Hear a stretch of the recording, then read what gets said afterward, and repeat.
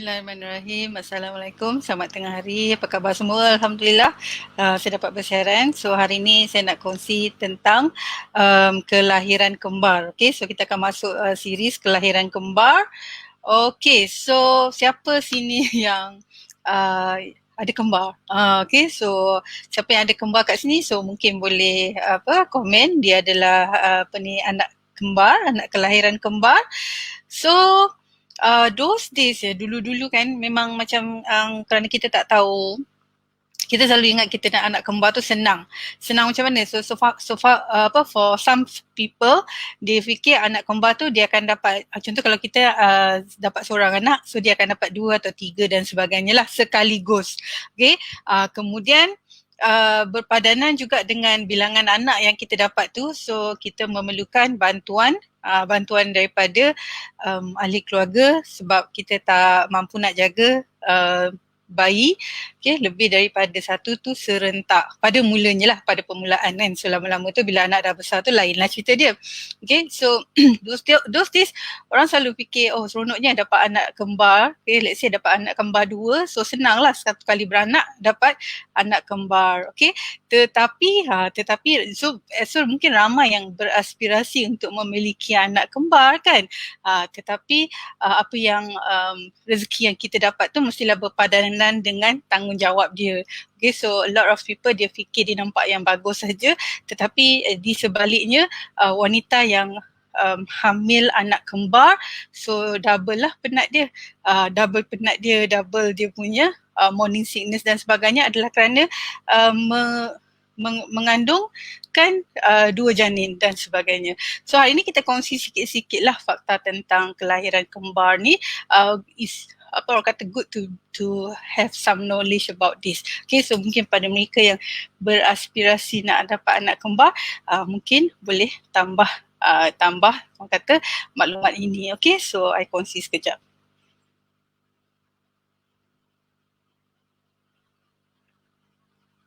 Right. Sekejap ya.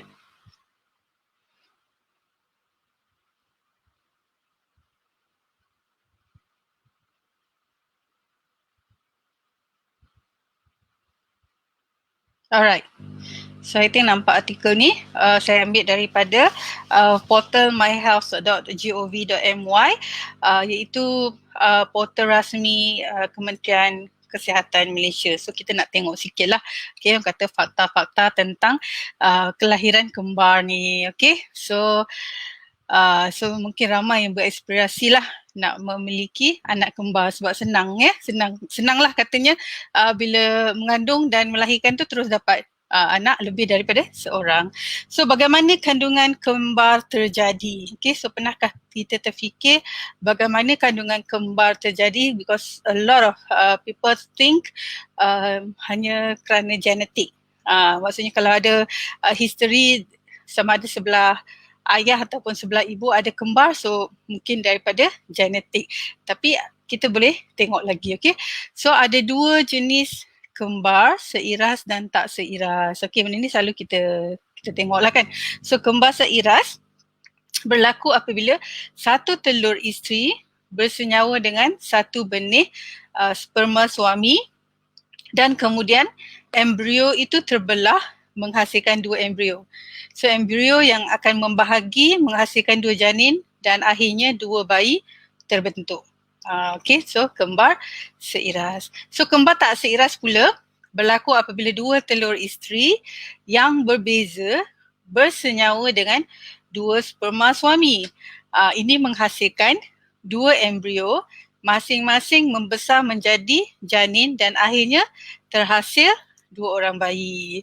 Okay, so ada kembar seiras dan ada kembar tak seiras. Okay, so kembar seiras, okay, sekejap ya, berkongsi gen sesama sendiri.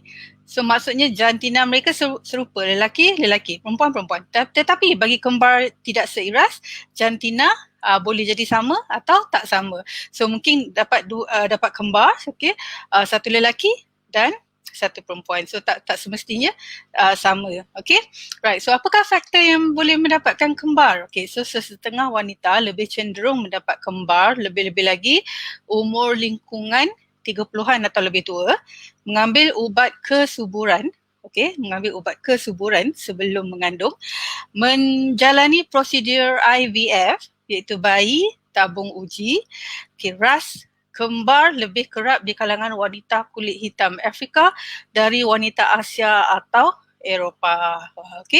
Kaum keluarga. So maksud ibu, bapa, kakak dan seumpamanya pernah mengandung kembar.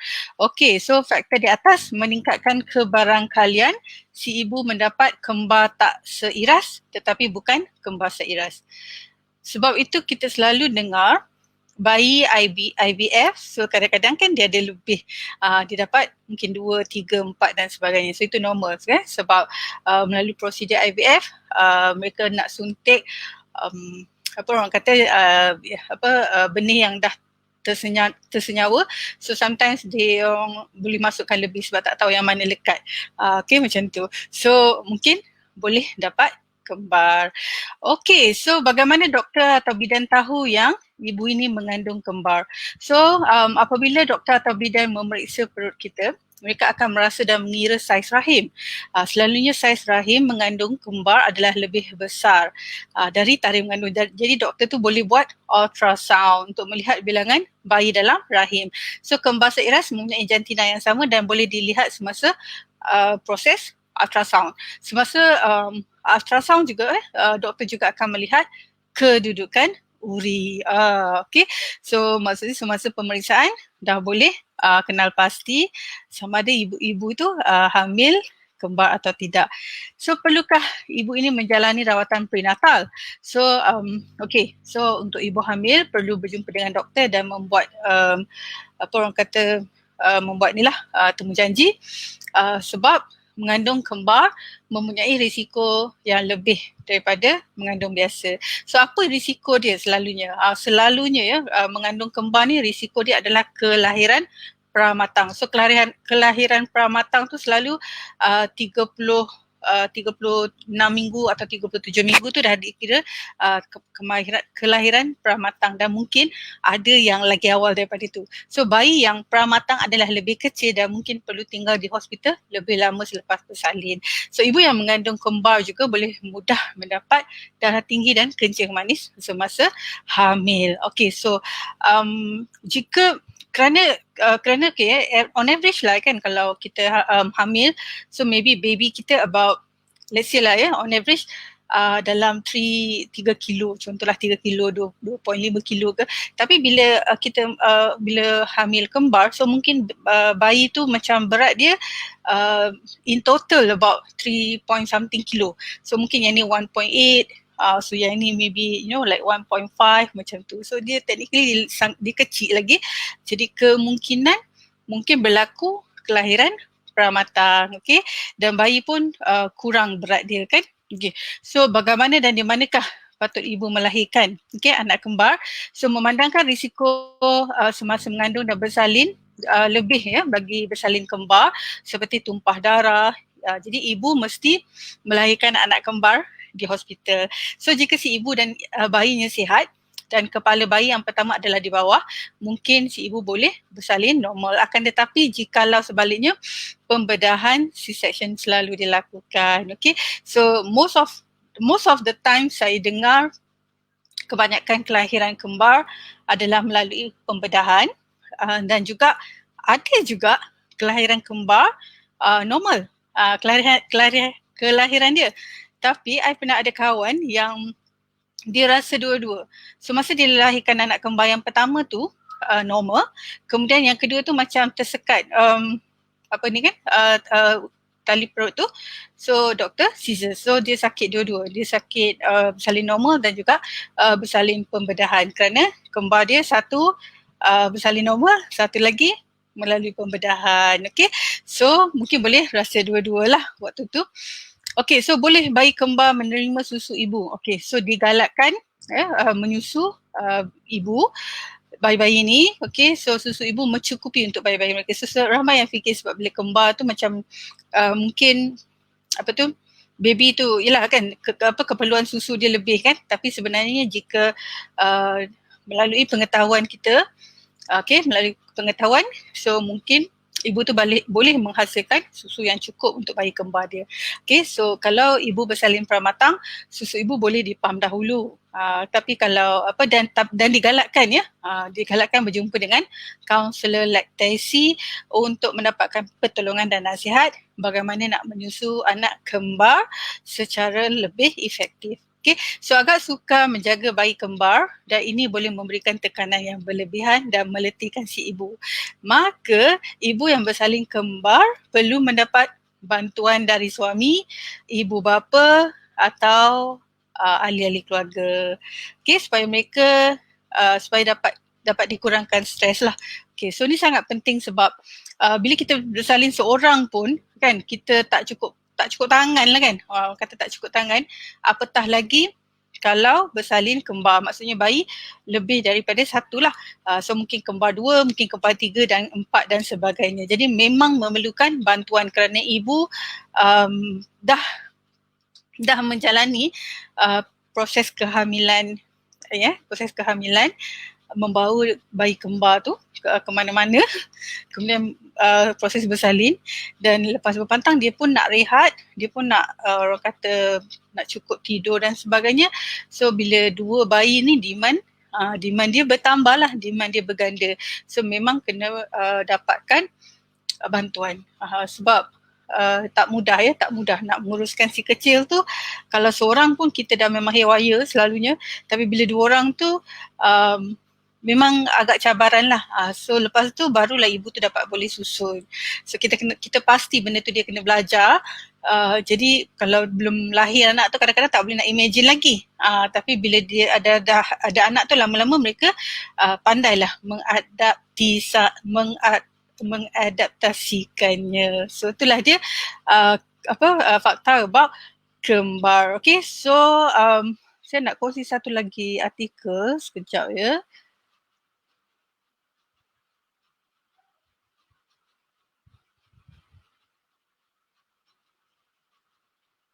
Okay, so saya rasa nampak kot. Right, so yang ni okay, saya ambil daripada sekejap ya, saya besarkan, boleh besarkan tak? Okay, right, so yang ni saya ambil daripada portal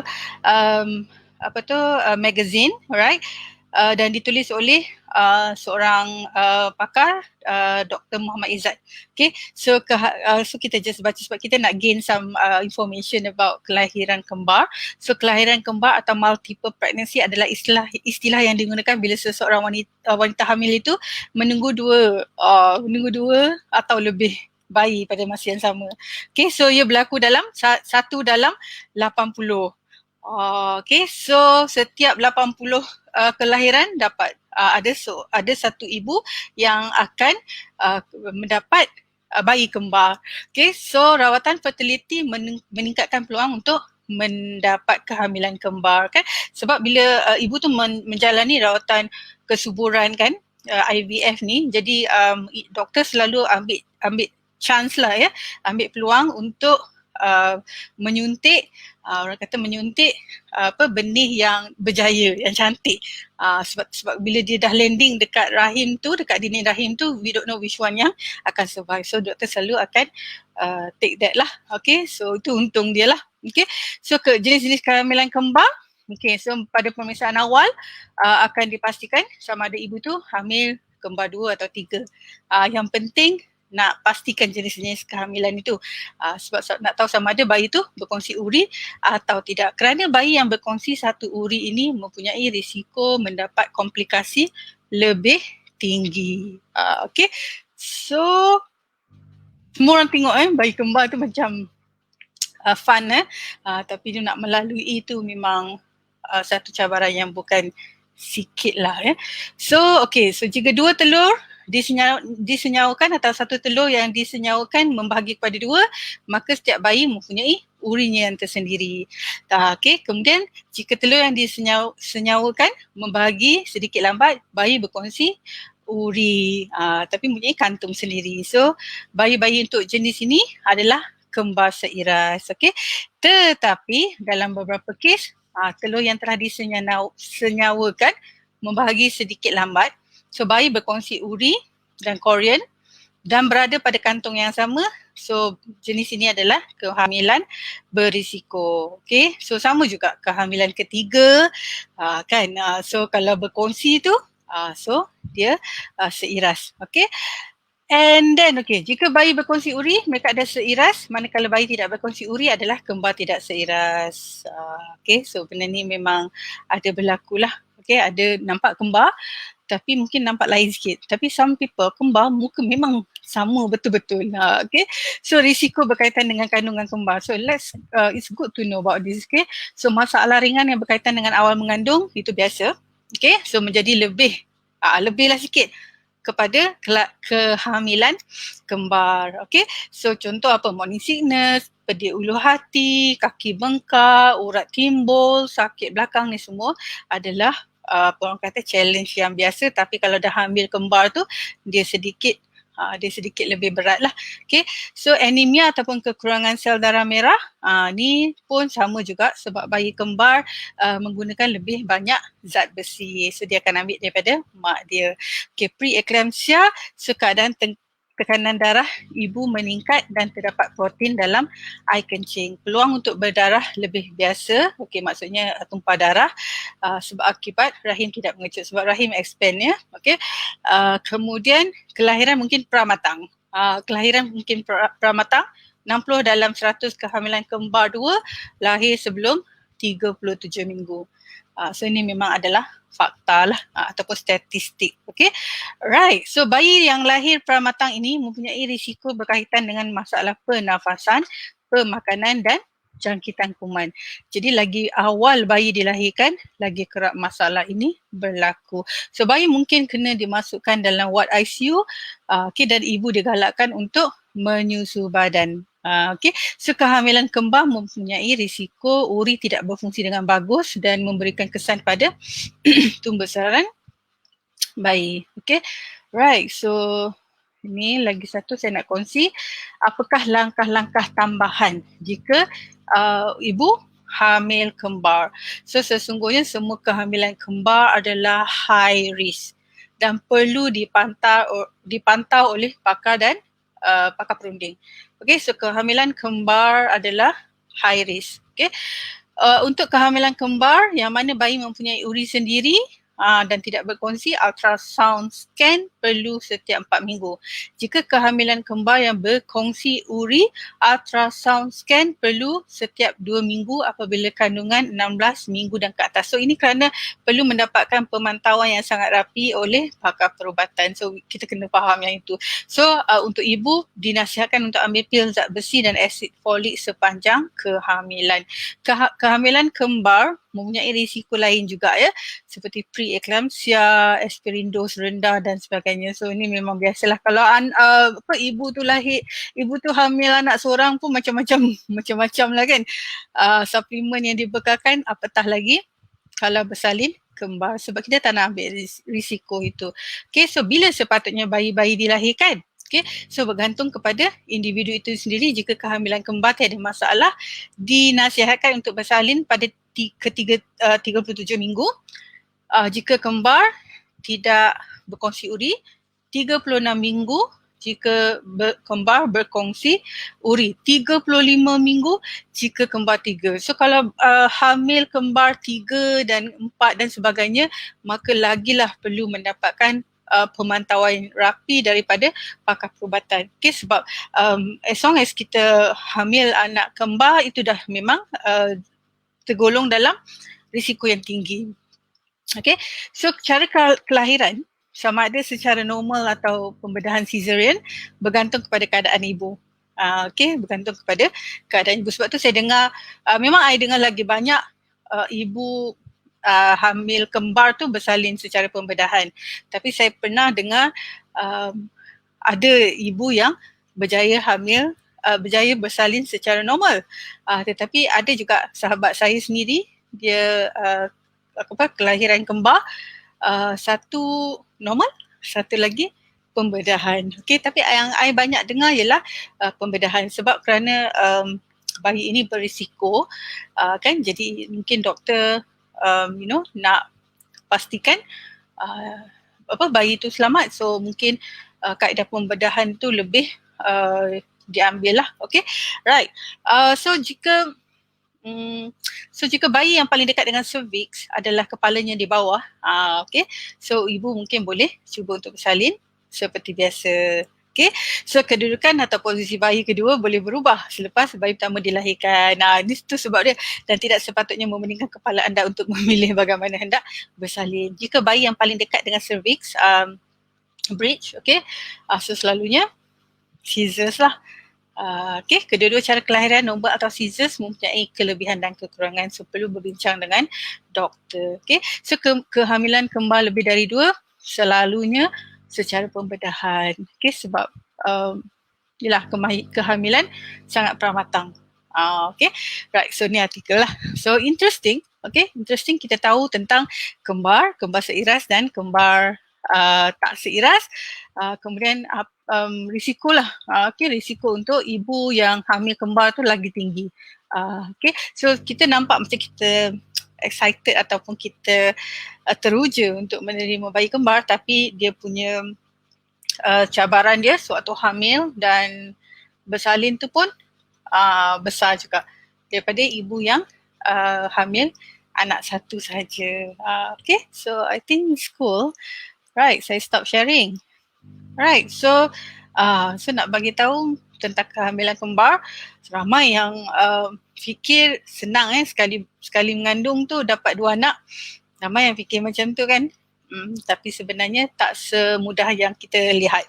Okay, sebab banyak lagi cabaran-cabaran lain, dan ibu yang hamil kembar ni risiko dia lagi tinggi. Maka dia perlu mendapatkan pemantauan yang sangat rapi daripada pakar perubatan. So benda ni bukan satu benda yang just about fun, tetapi perlu sangat-sangat jaga dalam aspek kesihatan.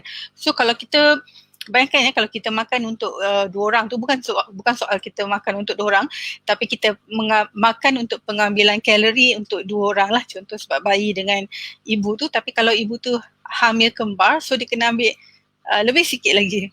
Okay, kalori count dia kena lebih lagi. Okay, sebab nak pastikan dua-dua bayi tu mendapat zat.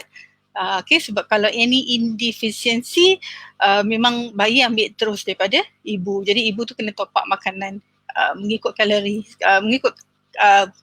mengikut usia kandungan dan berapa orang bayi masa tu. So it's something bukan yang kita nampak fun saja. So it's something that yang ibu tu kena betul-betul jaga. Jadi dia boleh menjaga kesihatan dan kandungan dia dengan baik apabila dia mendapat sokongan daripada ahli keluarga dia juga.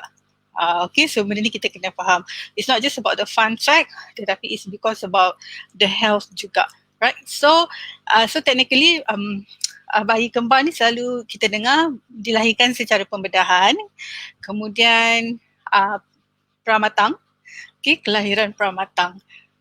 Okay, so yang tu kita kena betul-betul jagalah dan sentiasa mendapatkan orang kata perhatian daripada doktor.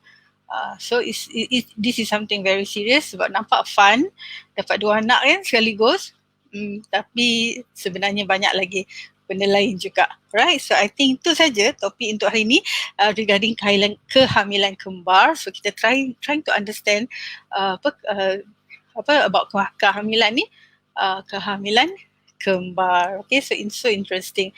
But I can understand kebanyakan ibu hamil yang saya jumpa, mereka sangat penat. Mereka sangat penat sewaktu hamil kerana mengandungkan dua bayi tu memang sangat berat lah.